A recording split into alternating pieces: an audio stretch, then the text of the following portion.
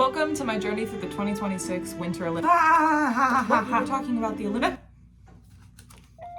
It's on the list. What list? Oh, the one handed out by the IOC. So how am I supposed to make this video? Oh, and we cut the video feed. Good luck. Winter sports. Rules I don't understand. Rocks and ice that somehow has something to do with fairies. And I think math, but most importantly, drama. Hi. My memory. I did not watch this year's Winter Sports Festival, but I am pretty sure I've become, over the course of the last few days, an expert. Like anything with copyright these days, except for anything with copyright these days, the IOC is prepared to sue me like they did that wolf dog if I so much as think about a circle. So let's keep this PGR. Probably, generally, right.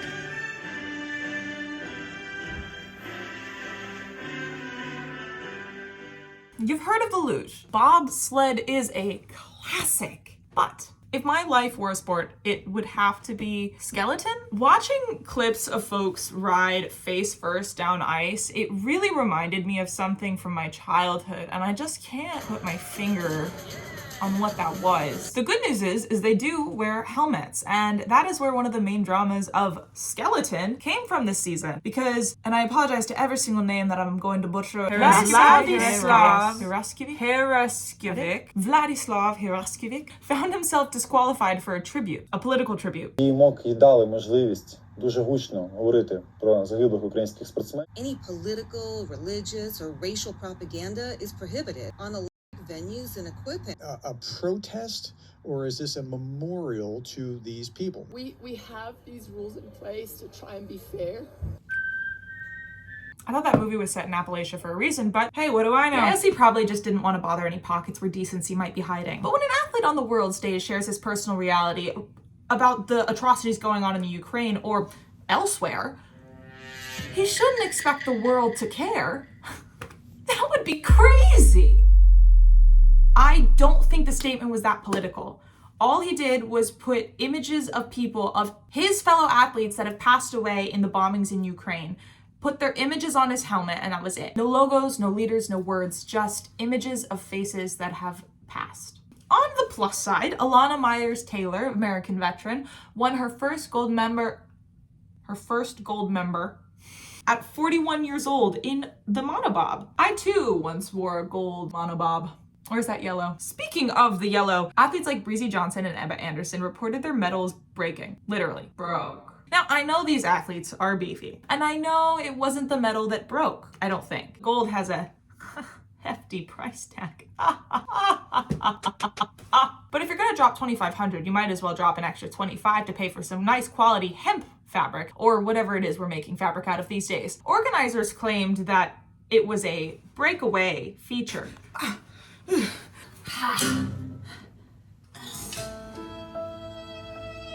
And that brings me swiftly into Penisgate. No, get your mind out of the gutter. It's running around in there. There are reportedly allegations that male ski jumpers have been injecting hyaluronic acid into their unmentionables. And I say unmentionable because I don't want to mention them. They do this in order to increase their 3D measurements, to which I say, are we surprised? How many times in history have men tried to make penis enlargement an economical decision?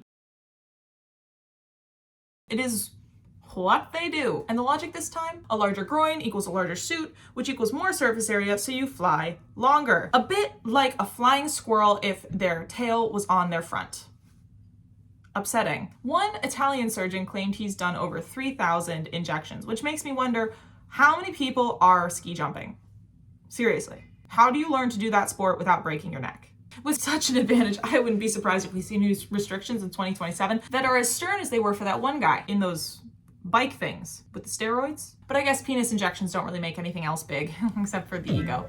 The hot mic brawl of 2026 was perhaps the most confusing of the scandals that I read about for the 2026 Frosty Sports Festival. Canada's Mark Kennedy was heard over his hot mic saying, and I quote, "fuck off," to an opponent.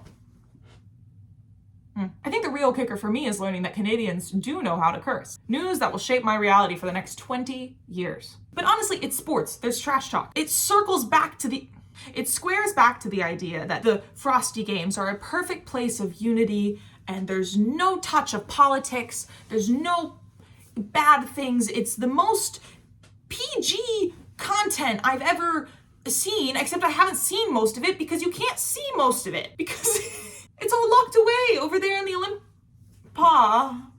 I'm moving on. No commentary on this hallowed event would be complete without mentioning today's sponsor. We don't have sponsors yet. So. Well, then whose commercial are we playing? The sound of breeding gannets. Rocks forged for curling. Isla Craig, the vacation spot the likes of which Akotar was made of.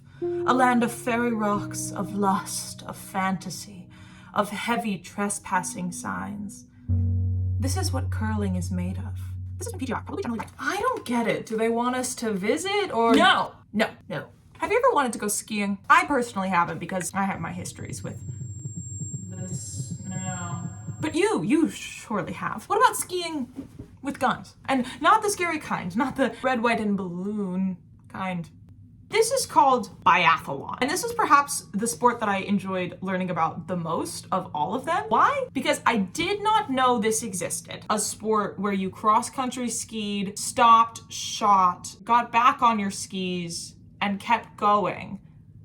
And the clip I watched, which I can't show you, was of the three finalists finishing by stopping next to each other, run to the end situation. And just this one dude just freaking launched himself. I really can't tell if I want to watch more, and I think that is the hallmark of good sports. Anyway, this one dude, Sturla Holm leg raid, won bronze and took the opportunity in his interview to shoot his own bullet of betrayal at his girlfriend.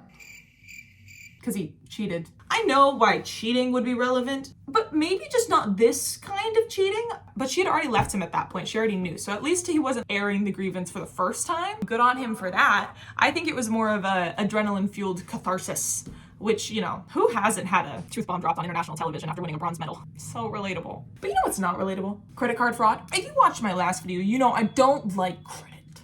I don't like it. Feel free to check that out. But seriously, French biathlon gold. Oh, her name is simple. Julia Simon was convicted of credit fraud. Credit card fraud. She was doing credit card fraud against her team member. She stole $2,300. $2,300 if we want to talk in thousands, because that sounds bigger than just $2,300, but the amount's the same. On your teammate's card? Like, if you're gonna do it, don't. Credit is no laughing matter. And apparently they've moved past it, but that's gotta be one frigid frickin' locker room, man. There was a new sport released this year. I didn't know that we were still releasing new sports, and I think that's cool. I like that. Skimo. You ski uphill with skins on your skis, and then you hike the rest of the way up the hill when the, gravity starts working. And then you just race down the hill really, really, really fast. And I presume on skis, but I didn't look up this one further because as a former mountain climber and ski not liker, I both support and reject this sport as a strange abomination to my homeland of Colorado. Skimo is a killer name though. Skimo was my name-o. Ski-my-mo. Is that public domain? Can I sing that? I don't know. Okay, so you really only work for the IOC. Pretty much. Great. Awesome. Killer. Last, and most certainly the most tear-streaked part of the Winter Frosty Games this year was the skaters. Bro, okay, not like, no, like figure, no, like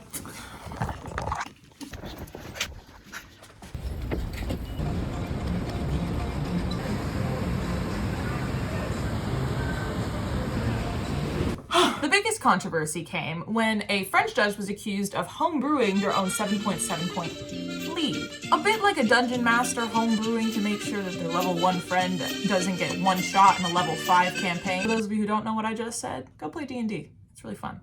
I went to great lengths to learn how the scoring system actually functions so that I could articulate it, and what I learned astounded me. We don't know why ice is slippery. And also the judging is like mostly subjective. Right? You start with 8 points. You're killing it at 8. And they grade you on a scale of -5 to 5, which that is the craziest 1 to 10 scale I've ever heard in my life. But I guess it makes sense if you're starting with 8. So you have 3 people that are watching the ice like a hawk and going, that's wrong. They tripped, they fell. That axle was really, really difficult. And then you've got 9 RC judges that are sitting up in their warm box with their heated mitts, and they're going, I don't like that sparkle. It's too loud. And that's how I imagine it goes. That is judging. That sparkles. It's judgment. There are legal elements like axles. And there are illegal elements like backflips.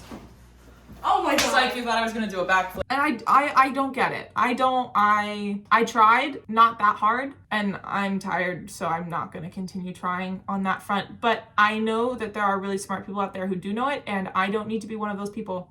I can just go and watch figure skating with my friends. Edges are apparently really important to skating. There's like a lot of them and you have to master all of them. And honestly, I've always known edges were important. Ever since I watched Yuri on Ice, I've been aware of that fact. And that's the reason that I decided to make this video. That, and the dozens of TikToks I watched about Ilya Malinin and or Quad God, which killer name by the way, slipping and falling due to the ice.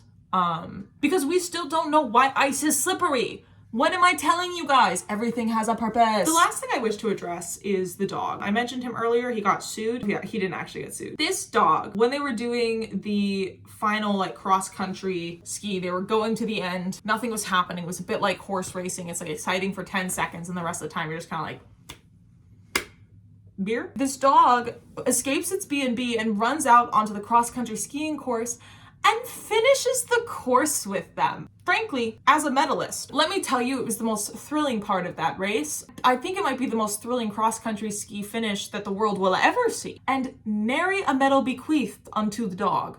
Perhaps because he started his leg of the cross-country ski a little bit later than the others. What are you gonna do?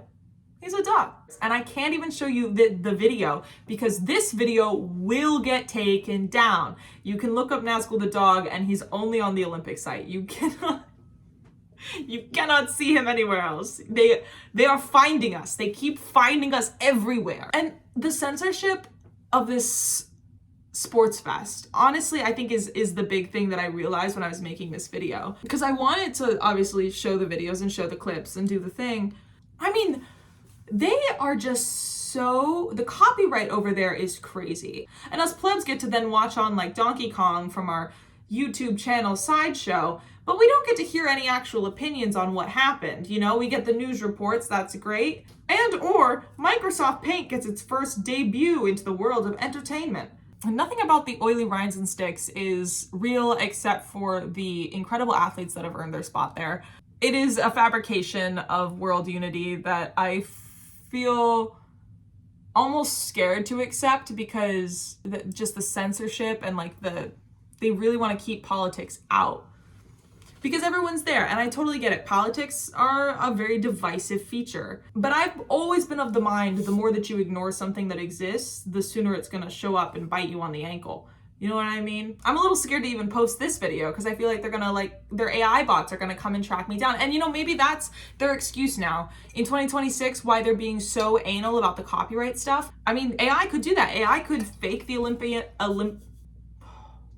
if all of their stuff gets put out there for AI to train on, then we're gonna be seeing AI limpos. That was bad. That's what I got. That's alrighty. Well, I hope you guys enjoyed learning about the oily Rimsticks, and thank you so much for watching. If you feel a little less culturally confused today, please feel free to give a like, a subscribe. Huzzah, I hope you're well. I hope your day's been good, and I will see you in the next one. I guess. I'm turning away. My chair is turning around. Oh, wait. And if you're no longer culturally confused, well, don't worry, because we can just forget this interaction ever happened. All right, peace.